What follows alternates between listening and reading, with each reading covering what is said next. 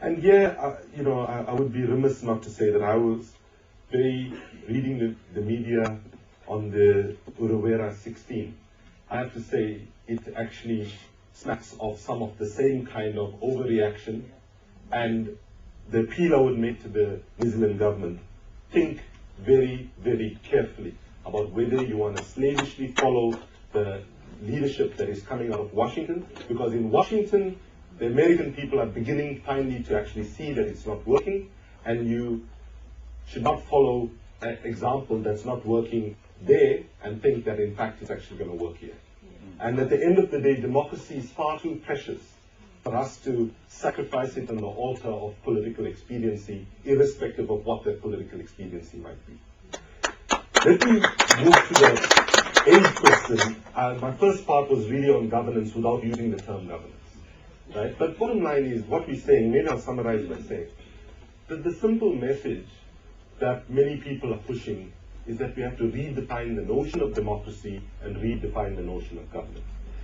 In this sense, that we have to begin to understand that democracy must be liberated from the simplistic idea that democracy is the casting of a ballot every 4 or 5 years. Unless we begin to recognize that casting a vote is basically the most basic right and the most basic obligation of a citizen. But in fact, real democracies are ones that create enabling spaces for citizens to be able to participate actively in public life on an ongoing basis. And the appeal we would make to our governments is, why do you want to deprive yourself of a reservoir of free policy intelligence that is to be found amongst your citizens? If you want to pass a domestic violence act, go talk to the women who are running shelters and counseling and so on. Draw on that knowledge. At the end, if you're a democratically elected government, you will make your own choices about, how you actually process them. But so many governments, for seemingly no apparent reason, deprive themselves of that reservoir of free policy intelligence that is to be found not only in the successes of civil society organizations on the ground, but also in our failures. We must be very honest. We make mistakes, and that's one of the luxuries we have in civil society. We actually, I think it's a good luxury to have, to be open to the idea of making mistakes. Human beings are fallible, right? And how many governments we can think about in the world are comfortable to say, we made a mistake, we got it wrong. And on this note, I'll just tell you a quick story about Nelson Mandela and Thabo Mbeki. Now, many of you might know Thabo Mbeki's record on HIV/AIDS is not exactly sterling. So Nelson Mandela was giving out this award to actually an Afrikaner woman friend of mine called Dr. NZAID for addressing the mother-to-child transmission of HIV/AIDS. And what he did was he deliberately mixed up his pages. And then what he said was, "Oh, shit, I made a mistake." It's okay, If you make a mistake, what you have to do is say, "I've made a mistake," and people will be okay with it. But sadly, the culture of politics, we have to change it. Politicians are human beings, as we know, and as they know when they are not politicians, quite often when they go in there, they put unrealistic expectations on themselves. And unless we get a culture of more humility, I think governance is actually flawed. The other difficulty with governance, and I'll just move to the issue of development more specifically now, is that in the 1980s, how many of you remember a slogan which said, "Think globally, act locally"? Okay, many of you. So what was behind that slogan was, irrespective of the issues that we're addressing at the national or local level, we needed to think more and more about how global processes, global institutions, and global discourse have an impact on what we can or cannot achieve at the local level. Now, the sad reality is, for small countries like yours, or for poor countries like mine and most of my continent, even if you have an absolutely brilliant anti-corrupt political leadership, there are many things today that is beyond their control.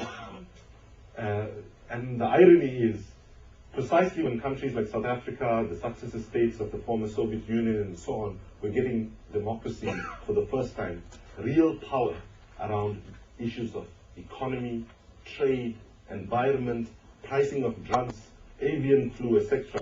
All of these issues do not respect national boundaries. So today, even the question of regionalism is an important issue. So I understood from a comment Don made informally that even in the Pacific, the idea of more regional integration and how you can work together and how do you, as civil society, deal not just with local government and national government. Today, if you're not willing to deal at the regional and global level, because the slogan is problem now, think globally, act locally, because if you think globally and you act locally, and if real power is shifting from the local to the global level, and if you're only acting locally, you're removing yourself from where real power lies. So therefore, our challenge today is to think globally and locally, and if real power to get life-saving HIV AIDS drugs priced differently because it's done at the global level at the patenting organization WIPO, then we're going to actually have to go and fight there. No point fighting with our government. Our government will say, no, we agree with you. What can we do? We have no power over that.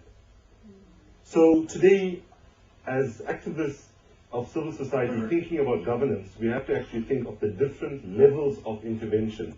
And I want to move then quickly to, so geographical difference needs to be thought about, and the other difference needs to be thought about is roles. And I will use one jargon, if you can permit me, and to give you another frame, and that is, we need to look at what I would call the macro, the meso, and the micro levels of civil society intervention. By micro level, I'm meaning the direct delivery of social services. By meso, I'm meaning civil society's attempt to influence policy. And at the third level, at the macro level, civil society's attempt to change governance structures.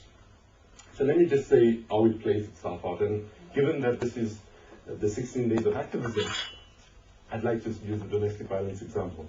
So at the micro level, of course it's important for us to try and provide as many good, safe refuges and shelters for women who are survivors of domestic violence and who are escaping from it, counseling and so on. However, we know that even if tomorrow Father Christmas came, and actually he should be coming about now, soon, and said every organization working in this field gets a 500,000% increase in budget. 500,000% increase in budget. The reality of that, and assuming all that money was used properly and effectively, in reality what you would have is, if we are serving so many people now, we might be serving so many people after the 500,000%, but actually the scale of the problem is here. Right? So we have learned in every area, unless we ask, what are the policy deficits that make so many people fall through the cracks that we have to actually have to assist them, we miss the point. Okay, so in this case, we'll be working for a Domestic Violence Act and a range of associating legislation to ensure that there are real legal protections for people who are at danger.